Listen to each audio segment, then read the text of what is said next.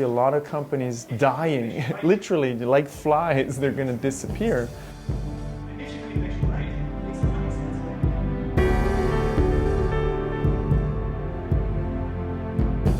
I believe that you can't convince anybody about anything.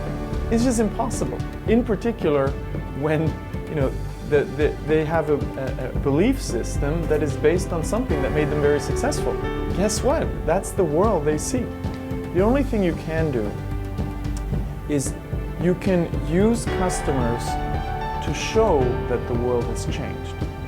You need to take a different approach and say, oh, I believe you're right, but let's just, go for lunch with this customer, and then you start, showing little things.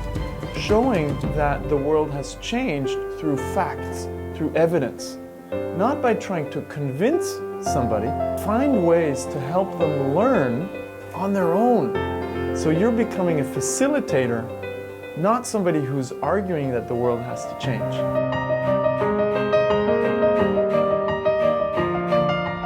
I like to call those teams inside established companies, small or big, entrepreneurs in chains.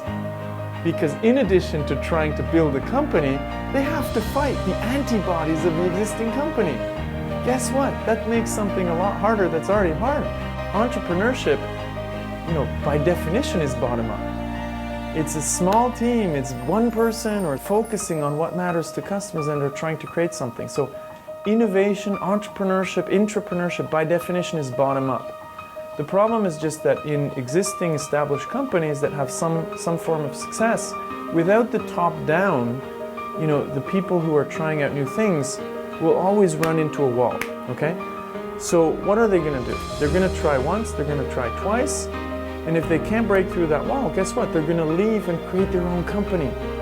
So the challenge today is that, established companies are losing their best innovation talent. So I do think you also need the top down to create the structures.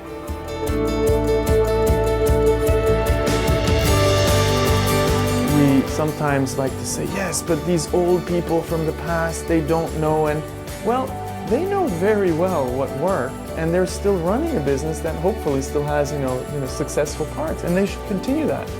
But they need to create the space to also look at the future. It's not about the ideas. Ideas are free, ideas are cheap.